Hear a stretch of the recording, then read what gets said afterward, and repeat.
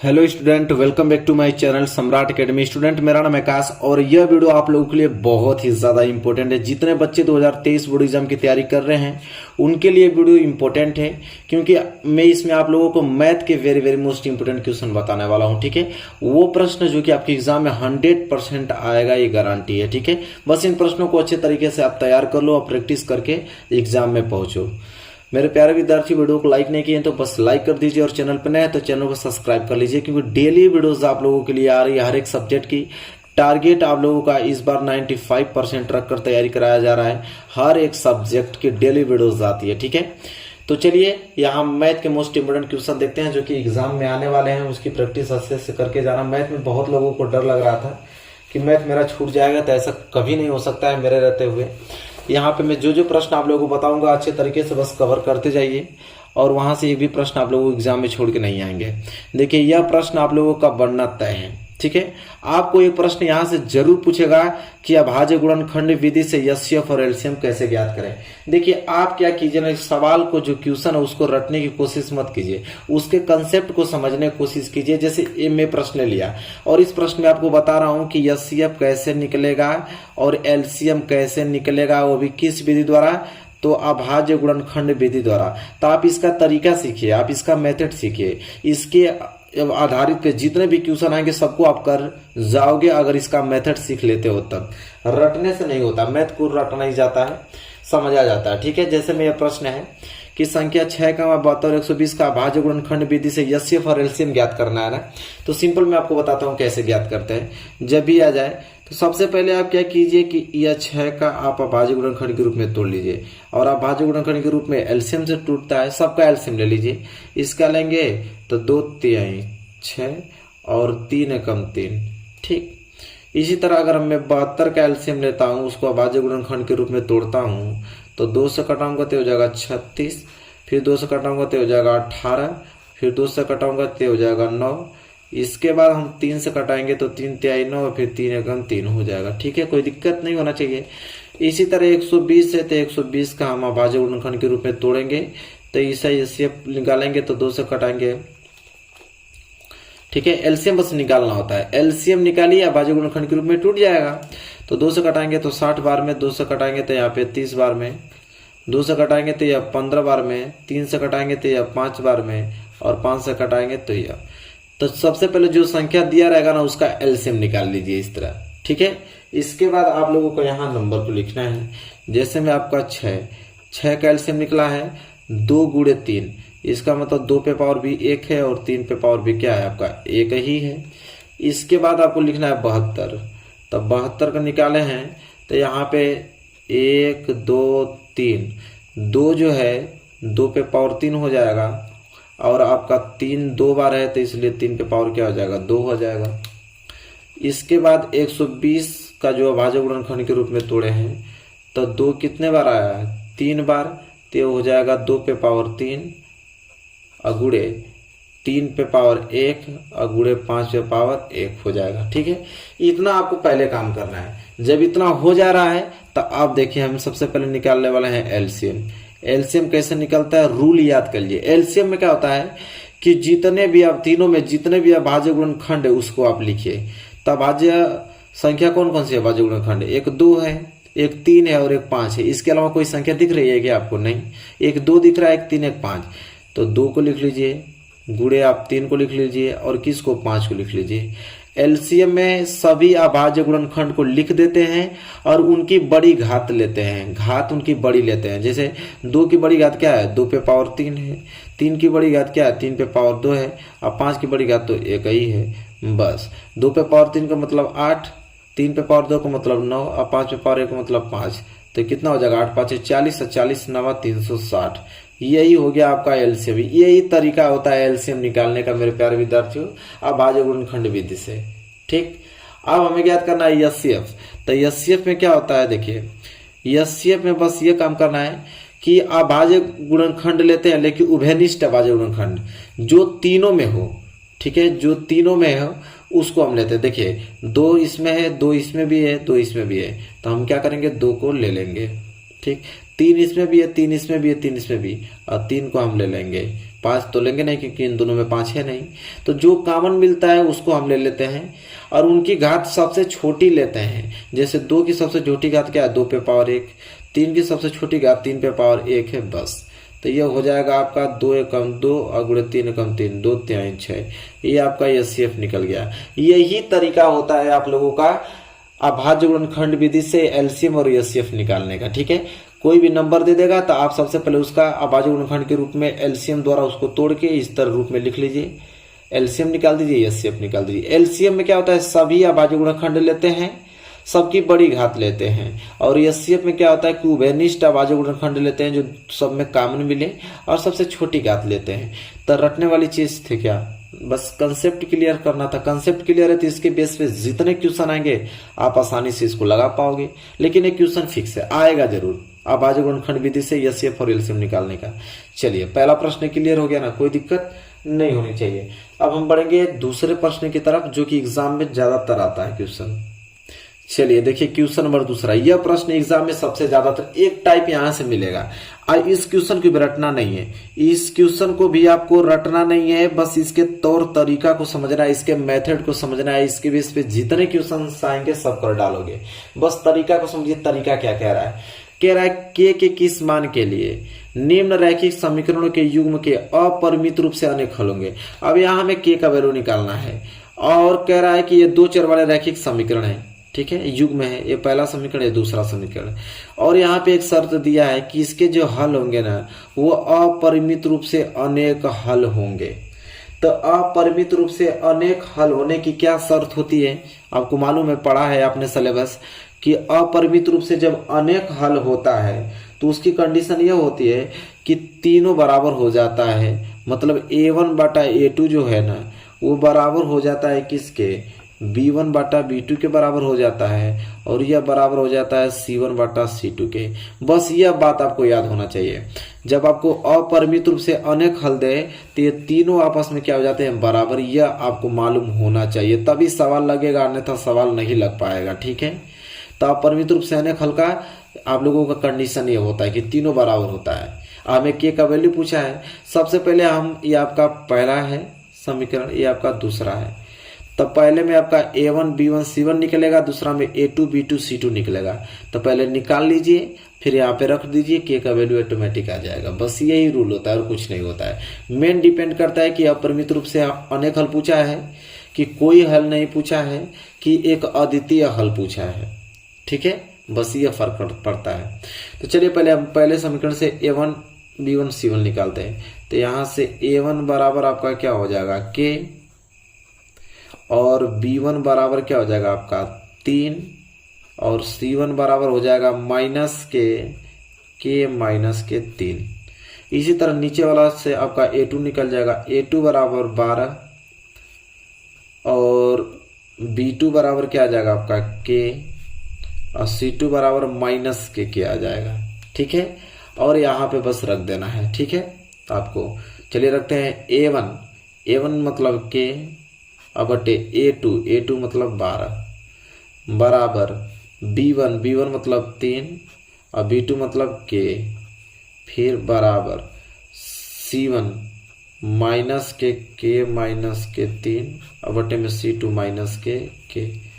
ठीक है, यह माइनस क्या हो जाएगा, कैंसिल हो जाएगा। ठीक है, यहां तक चीजें क्लियर आ गया। अब आपको क्या करना है कि दोनों में से किसी एक को बराबर कर लीजिए, आपका आंसर तुरंत मिल जाएगा। ठीक है, आपका मन कर रहा है तो इन दोनों को बराबर कर लीजिए, ठीक, आराम से आंसर मिल जाएगा। यहीं से इन दोनों से ही आंसर आ जाएगा। और आपका मन कर रहा है तो इन दोनों को बराबर कर दीजिएगा, यहां से भी आंसर आपको मिल जाएगा। तो यहां से ये आंसर निकल जा रहा है कि k बटे 12 बराबर 3 बटे k है। तो k का गुणा k में होगा तो हो जाएगा आपका k स्क्वायर बराबर 12 तिहाई 36, और यहाँ से k निकालूंगा तो यह वर्ग है, उधर जाएगा तो आपका वर्गमूल में आ जाएगा, और वर्गमूल हमेशा प्लस माइनस में निकलता है। तो k बराबर क्या आ जाएगा, प्लस माइनस के 6, मतलब 2 आंसर आ जाएगा, एक प्लस के 6 और एक माइनस के क्या आ जाएगा, 6 आ जाएगा। ठीक है, ठीक, तो यहां से 2 वैल्यू आया, एक k बराबर प्लस के 6 और k बराबर माइनस के 6। एक बार हम यहां से निकाल के देख लेते हैं इसकी वैल्यू क्या आता है। तो 3 बटे k बराबर k माइनस 3 और बटे में k, तो गुणा करेंगे के का के में गुणा करेंगे तो ये हो जाएगा के स्क्वायर माइनस 3k अब बराबर 3 का गुणा के में होगा तो हो जाएगा 3k। तो हो जाएगा के स्क्वायर बराबर 3k माइनस 3 के उधर जाएगा तो प्लस के 3k। तो यहाँ से हो जाएगा के स्क्वायर बराबर 3 दूनी के 6k हो जाएगा। ठीक है, तो यहाँ से अगर हम बात करें के स्क्वायर जो है, के स्क्वायर को मैं क्या लिख सकता हूँ के गुणे के अब बराबर ये हो जाएगा 6k। के से के कैंसिल, के बराबर क्या आ गया 6। तो हम देखेंगे कि इसमें के बराबर 6 आ रहा है और उसमें भी के बराबर 6, दोनों में जो कॉमन मिलेगा वही आंसर होगा। तो के बराबर प्लस 6 इसमें भी है, के बराबर प्लस 6 इसमें भी है, मतलब के का वैल्यू क्या आ जाएगा प्लस के 6 आ जाएगा, माइनस नहीं आएगा क्योंकि दोनों में वो बेनिस्ट आपका के बराबर 6 मिल रहा है तो के का वैल्यू आ गया। यही आपका प्रश्न पूछता है, हमेशा पूछता है आपको, के का वैल्यू पूछ लेगा, अपरिमित रूप से अनेक हल दे देगा। तो कभी कभी आप लोगों को यहाँ से अद्वितीय हल दे देगा। अद्वितीय हल देखिए यहाँ पे अगर अद्वितीय हल दे देगा तो इसका होता है a1 बाटा a2, ठीक है, बराबर नहीं होता है b1 बाटा b2 के। ये आपका अद्वितीय हल होता है। जब आपका अद्वितीय हल पूछेगा ना यहाँ पे इसका प्रतिबिंब होता है। ठीक है, और आपसे पूछ देगा कि कोई हल नहीं होने का प्रतिबिंब, कोई हल नहीं होगा तो उसका बन जाएगा यहाँ पे कि a1 बाटा a2 बराबर तो होता है b1 बाटा b2 के और ये बराबर नहीं होता है c1 बाटा c2 के। ये आपको याद करना पड़ेगा। ठीक है, ये आपको याद होना ही चाहिए। अगर ये तीनों कंडीशन आपको याद है तब आप क्वेश्चन किसी प्रकार पूछेगा आप आसानी से इस क्वेश्चन को बता पाओगे। ठीक है, तो आई होप आपको क्लियर हो गया होगा। अद्वितीय हल का यह हो गया, अपरिमित रूप से अनेक हल का आप लोगों का यह हो गया। ठीक है, और कोई हल नहीं होने का प्रतिबंध यह हो गया। बाकी आप लोगों को इसी तरह वैल्यू निकाल के रख देनी है। चलिए ये भी प्रश्न क्लियर हो गया। चलिए अगला प्रश्न देखते हैं। चलिए देखिए अगला प्रश्न, यह बहुत ज्यादा इंपॉर्टेंट प्रश्न है। यहां से ये प्रश्न आता है, इसकी भी आपको रटना नहीं है, टाइप समझना है, इसका मेथड समझना है, इसका तौर तरीका समझना है। ठीक है, इसके बेस पे जितने क्वेश्चन आएंगे सब कर डालोगे।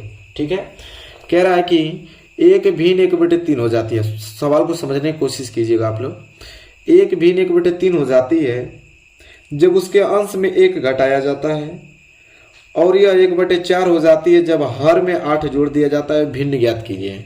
तो भिन्न तो हमको मालूम नहीं है तो हम लिखेंगे कि माना वह भिन्न क्या हो जाएगी x/y हो जाएगी, क्योंकि भिन्न अंश बटे हर में होती है। तो एक को हमने x मान लिया, एक को हमने y मान लिया। ठीक है, तो x/y वह भिन्न क्या है x/y है। अगर आपने भिन्न मान लिया x/y, अब क्वेश्चन आपका सॉल्व हो जाएगा। बस आपको मालूम होना चाहिए कि x यहाँ पे क्या है आपका अंश और y यहाँ पे क्या है आपका हर। इतना तो सबको मालूम है भाई कि भिन्न में ऊपर वाला अंश होता है, नीचे वाला हर। इसके बाद पूरा सवाल हल हो जाएगा। अब देखते हैं, क्वेश्चन बोला हमें कि एक भिन्न 1/3 हो जाती है जब उसके अंश में 1 घटाया जाता है। कह रहा है कि उसके अंश में से अगर 1 घटा दें तो वह भिन्न क्या हो जाती है 1/3। तो हमारे पास देखिए भिन्न था x/y, अंश हमारे पास क्या है x, करा उसमें से अगर एक अंश में से अगर एक घटा देता हूं मैं तो भिन्न हो जाता है 1/3। वही ना बोला है कि अंश में जब 1 घटाया जाता है तो 1/3 हो जाती है। बिल्कुल। फिर कह रहा हुआ 1/4 हो जाती है कब, जब हर में 8 जोड़ दिया जाता है। मतलब भिन्न तो हमारा x/y ही रहने वाला है, लेकिन हर हमारे पास y है तो y में अगर 8 में जोड़ देता हूं तो यह भिन्न हो जाता है 1/4। बस जैसे ही आपने यह बनाया, अब यह क्वेश्चन बिल्कुल आसान हो गया आप लोगों के लिए, बिल्कुल आसान। कैसे, अब तो इसे हल करना है। 3 को गुणा x में करेंगे तो 3x, माइनस 3 को गुणा 1 में करेंगे तो 3, बराबर y गुणा 1 में करेंगे तो y। तो ये हो जाएगा 3x प्लस y इधर आएगा तो माइनस के y। ठीक है, और बराबर प्लस माइनस 3 उधर जाएगा तो प्लस के 3। ठीक है, सिंपल। तो ये हो गया आप लोगों का क्या, समीकरण नंबर पहला हो गया। बात खत्म। यहाँ तक क्लियर हो गया ना आप लोगों को, समीकरण नंबर पहला निकल गया तुरंत। इसके बाद इसको करेंगे तो y प्लस 8 को गुणा, पहले इसका गुणा कर लेते हैं। 4 को गुणा x में करेंगे तो क्या हो जाएगा 4x, बराबर y प्लस 8 को गुणा 1 में करेंगे तो y प्लस 8 ही आने वाला है। तो ये हो जाएगा आपका 4x प्लस y इधर आएगा तो माइनस के y और बराबर इधर बच जाएगा 8। ये हो गया समीकरण नंबर दूसरा। अब बताए कोई दिक्कत है क्या यहाँ पे? बिल्कुल एकदम सिंपल है, बिल्कुल सिंपल है। ये सिंपल आप लोगों का समीकरण 1 समीकरण 2। अब इसे हल करना है तो बहुत सारी विधियां होती हैं, किसी विधि से हल कर दीजिए। आप चाहिए तो विलोपन विधि, प्रतिस्थापन विधि, वज्र गुणन विधि लगा दीजिए। विलोपन विधि हालांकि यहाँ पे हम लोग लगाएंगे, ठीक है, क्योंकि आपका माइनस वाई है, यहाँ पे भी माइनस वाई है। ठीक है, समीकरण यहाँ 2 में से समीकरण 1 घटा देंगे। ठीक है, तो काम बन जाएगा, घटाने पे चिन्ह चेंज हो जाएगा, कट जाएगा। ठीक है, तो यहाँ लिखेंगे कि समीकरण 2 में से घटा दे रहे हैं हम समीकरण पहला।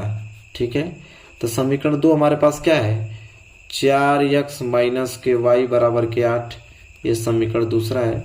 घटाना है पहला को, 3x माइनस के वाई बराबर 3 को, समीकरण पहला इसको घटाना है। घटाने पे चिन्ह चेंज हो जाता है, यह प्लस है तो माइनस, ये माइनस है तो प्लस, ये प्लस है तो माइनस। यहाँ माइनस वाई से प्लस वाई कैंसिल, यहाँ 4x में से 3x जाएगा तो 1x बचेगा, 8 में से 3 जाएगा तो 5 बचेगा, तो x बराबर 5 बच गया। अब इस x का मान किसी भी समीकरण में रख दीजिए, तो यहाँ लिखेंगे x का मान समीकरण 2 में रखने पे, 1 में रखेंगे तभी भी आ जाएगा, 2 में रखने पर, 2 में रखेंगे जहाँ पे भी x आएगा 5 रखेंगे तो हो जाएगा 4 गुणे x, x का लिखेंगे 5 माइनस वाई बराबर के 8, तो क्या हो जाएगा आपका 5 चौक को 20 माइनस वाई बराबर 8, तो हो जाएगा 20 प्लस 8 इधर आएगा तो माइनस 8 बराबर माइनस वाई, उधर जाएगा तो प्लस वाई, 20 में से 8 गया तो 12 बराबर वाई, तो वाई के वैल्यू 12, x के वैल्यू 5। तो जो हमसे भिन्न पूछा है तो भिन्न क्या हो जाएगा, भिन्न तो वही माने थे, x बटे वाई माने थे, तो x का वैल्यू 5 और y की वैल्यू 12, अतः वह भिन्न क्या हो जाएगी, 5 बटे 12 हो जाएगी, अतः वह भिन्न 5 बटे 12। तो देख पा रहे हैं, यह क्वेश्चन है बहुत ही ज्यादा सिंपल। इस प्रकार के प्रश्न बनते हैं। आई होप आपको क्लियर हो गया होगा अच्छी तरीके से। इस प्रश्न को एक बार फिर देख लीजिए आप लोग, कितना इंपॉर्टेंट है। तरीका समझिए, मेथड सीखिए, बाकी हल करने का तो बिल्कुल सिंपल मेथड है, आराम से हल कर पाओगे। चलिए अगले प्रश्न की तरफ बढ़ते हैं। चलिए देखिए अगला प्रश्न एज वाला है। देखिए एज वाला एक प्रश्न आपको जरूर देगा। ठीक है, अब एज वाले प्रश्नों को हल करने का मात्र एक ही मेथड होता है। अगर वो तरीका आप समझ लेते हैं तो एज वाले क्वेश्चन जितना भी आ जाए उसके माध्यम से आप पूरा प्रश्न कर डालोगे। और एज वाला सबसे डिफिकल्ट क्वेश्चन आप लोगों की किताब में यह वाला है, थोड़ा यूनिक है। अब बहुत बार एग्जाम में आ भी चुका है यह प्रश्न। ठीक है, इसलिए हमने इसको लिया है और इसका तरीका समझ जाएंगे तो इसकी बेस पे जितने भी एज वाले क्वेश्चन आएंगे सबको कर डालेंगे आप। समझिए प्रश्न क्या है, 3 वर्ष पूर्व रहमान की आयु का व्युत्क्रम और अब से 5 वर्ष पश्चात आयु के व्युत्क्रम का योग 1/3 है, उसकी वर्तमान आयु ज्ञात कीजिए। देखिए एज वाला प्रश्न जो भी हो, सबसे पहले एक आपको काम करना है हल में। सबसे पहले एक काम करना है कि आपको पढ़ना है कि कितने व्यक्ति की बात हो रही है। तो हालांकि यहाँ पे सिर्फ रहमान की ही बात कर रही है, क्योंकि रहमान ही बस है। 3 वर्ष पूर्व रहमान की आयु का व्युत्क्रम, अब से 5 वर्ष पश्चात उसकी आयु का व्युत्क्रम का योग इतना है, उसकी वर्तमान आयु, सिर्फ रहमान की बात है। तो यहाँ पे आप रहमान लिखेंगे। सब में आपको यही करना, जितना भी एज वाला क्वेश्चन आएगा पहले इसी तरह डायग्राम बनाना है। जितने लोगों की बात होगी वहां पर नाम लिख देना है। हालांकि एक लोग की बात हो रही है रहमान की, इसलिए हमने रहमान लिख दिया। इसके बाद देखिए आप लोगों का पहला जो कॉलम बनेगा वो वर्तमान आयु का बनेगा। चाहे जो भी एज वाला क्वेश्चन हो, पहले कॉलम उसका वर्तमान आयु का ही बनता है, यह फिक्स है। पहले कॉलम किसका बनेगा, वर्तमान आयु का, यह हमेशा फिक्स है। चाहे एज वाला कोई भी क्वेश्चन हो जाए, चाहे यह आ जाए, चाहे दुनिया का कोई क्वेश्चन एज वाला आ जाए, पहले वर्तमान आयु का कॉलम ही बनेगा। इसके बाद हम देखेंगे कितने वर्ष पहले की बात किया है, कितने वर्ष बाद की बात किया है। तो यहाँ 3 वर्ष पूर्व की बात किया है ना, तो यह वाला कॉलम बनेगा 3 वर्ष पूर्व आयु, 3 वर्ष पूर्व आयु का बनेगा। इसके बाद क्वेश्चन में पढ़ेंगे कि और क्या दिया है, और दिया है कि अब से 5 वर्ष पश्चात, तो हो जाएगा यह बनेगा 5 वर्ष पश्चात आयु। जितने तरीके से बोलेगा उतने तरीके से कॉलम बनेगा। तो यहाँ पे 2 तरीके से पूछा था, एक तो पूछा था हमसे कि 3 वर्ष पूर्व की आयु, एक पूछा था 5 वर्ष पश्चात, तो 5 वर्ष पश्चात। आप समझिए कॉलम कैसे भरेंगे। रहमान की वर्तमान आयु हमसे पूछा है क्वेश्चन में, तो हमको मालूम नहीं, तो रहमान की वर्तमान आयु हम क्या मान लेंगे, यक्स। अगर रहमान की वर्तमान आयु अगर यक्स है तो 3 वर्ष पूर्व कितने वर्ष का रहा होगा, तो यक्स माइनस 3 वर्ष का रहा होगा। अगर वर्तमान आयु रहमान की यक्स है तो 5 वर्ष बाद कितने वर्ष का रहा होगा, तो भाई यक्स प्लस 5 वर्ष का रहा होगा। ये तो सबको मालूम है। ठीक, इतना काम करने के बाद अब एकदम इजी हो गया। अब खाली क्वेश्चन पढ़िए, अब क्वेश्चन पढ़िए लग जाएगा। कह रहा है 3 वर्ष पूर्व रहमान की आयु का व्युत्क्रम, तो 3 वर्ष पूर्व रहमान की आयु कितनी है, ये। अब इसका व्युत्क्रम, तो इसका व्युत्क्रम क्या हो जाएगा, 1/x माइनस 3 हो जाएगा। फिर कह रहा है अब से 5 वर्ष पश्चात आयु के व्युत्क्रम, तो अब से 5 वर्ष पश्चात आयु क्या है इसका, यह, और इसका व्युत्क्रम क्या हो जाएगा, 1/kx+5 और इन दोनों का योग दिया है कितना 1/3। व्युत्क्रम का योग कितना दिया 1/3, उसकी वर्तमान है। अब यहाँ से इक्वेशन बन गया, अब हल कीजिए। तो यहाँ से हम एलसीएम ले लेंगे। एलसीएम हो जाएगा x - k3 और हो जाएगा x + k5। x - 3 से x - 3 कैंसिल, बच गया x + 5। x + 5 गुणा 1 में होगा तो x + 5 ही आएगा, बीच में प्लस उतार देते हैं। x + 5 से x + 5 कैंसिल, बच गया x - 3। x - 3 का गुणा 1 में होगा तो बचेगा x - 3 बराबर इधर बच गया 1/3। अब देखिए x मिलके हो जाएगा 2x और 5 में से 3 जाएगा तो प्लस के 2 बचेगा और बटे में हो जाएगा, आपका गुणा करेंगे तो x² और प्लस 5x और माइनस के 3x और माइनस के 15, ठीक है। अब बराबर 1 क्या हो जाएगा 3। इसे हल करेंगे तो हो जाएगा 2x + 2 और बटे में हो जाएगा x² और ये हो जाएगा प्लस के 2x, क्योंकि 5x में 3x जाएगा तो 2x और माइनस के 15 बराबर हो जाएगा 1/3। गुणा कर लीजिए, 3 दूनी के 6x और प्लस 3 दूनी के 6 बराबर, इसका गुणा 1 में होगा तो उतना ही आने वाला है, x² + 2x - 15 आने वाला है, ठीक है। इन चीज़ों को इधर लेके जाइए तो इधर बच जाएगा 0 बराबर हो जाएगा x² + के 2x प्लस के 6x इधर आएगा तो माइनस के 6x - 15 और प्लस 6 इधर आएगा तो माइनस के 6 आ जाएगा, ठीक है। यहाँ तो सब लोग कर डालेंगे। इसके बाद देखिए यहाँ पे आ जाएगा 0 बराबर x², ये देखिए यहाँ से घटेगा तो आपको बच जाएगा माइनस के 4x और -15 - 6 - के 21, ठीक है। अब इसको गुणनखंड विधि से हल कर दीजिए। गुणा करने पे आपका क्या आना चाहिए -के 21, जोड़ने घटाने पे 4 तो 7 × 21 कम बन गया, तो फिट कर देंगे तो हो जाएगा x²। अब माइनस के 7x और प्लस के 3x और माइनस के 21, क्योंकि -7x + 3x माइनस के 4x हो जाएगा और गुणा करेंगे तो माइनस के 21 भी हो जाएगा, कम बन गया। तो यहाँ पे जोड़ा बना लेंगे 0 बराबर, इसमें कॉमन हो जाएगा आपका x तो हो जाएगा x - के 7 और यहाँ पे प्लस 3 कॉमन हो जाएगा तो x - 3 7 है 21। यहाँ पे भी x - 7 है, यहाँ पे भी x - 7 है, यहाँ तो सब लोग जानते हैं ना गुणनखंड। तो x - 7 एक क्वेश्चन में कॉमन ले लिया, एक क्वेश्चन बच जाएगा x + के 3, इधर हो गया 0। एक बार हम क्या करेंगे कि x - 7 को 0 के बराबर कर देंगे, एक बार x + 3 को 0 के बराबर कर देंगे। तो x - 7 को 0 के बराबर करेंगे तो x बराबर क्या जाएगा 7। एक बार अगर हम x + 3 को 0 के बराबर करते हैं तो x बराबर -3, तो माइनस में तो आयु होगी नहीं, जब भी होगी तो प्लस। तो वर्तमान आयु कितनी आ गया 7 वर्ष। रामायण की वर्तमान आयु 7 वर्ष। यह तरीका होता है एज वाले क्वेश्चन का। अगर तरीका आपने सीख लिया तो जो भी एज वाला क्वेश्चन होगा आप आराम से कर पाओगे। सबसे पहले यही कॉलम बनाना है, जितने लोगों की बात की रहती है उतने लोगों का नाम लिखते हैं। पहला वर्तमान आयु, फिर देखते हैं कितने वर्ष पहले की बात हुई है, कितने वर्ष बाद की बात हुई है, उसको लिख के फिर जैसे बोलता है उसको कर लेते हैं, आराम से हल हो जाएगा। तो आई होप आपको क्लियर हो गया होगा मेरे प्यारे विद्यार्थियों। वीडियो कैसी लगी बताइए, वीडियो अच्छी लगी हो तो प्लीज लाइक कीजिएगा। चैनल पर नए हैं तो चैनल को सब्सक्राइब करके डेली वीडियोस आती है हर एक सब्जेक्ट की। 95% टारगेट मान के हम लोग तैयारी करा रहे हैं इस बार 2023 बोर्ड एग्जाम की। अच्छे तरीके से पढ़िए, चाहे मैथ हो, चाहे इंग्लिश हो, चाहे साइंस, सामाजिक विज्ञान, किसी भी सब्जेक्ट में दिक्कत नहीं होगी, ये मेरा वादा है। आप बस डेली पढ़ते रहिए।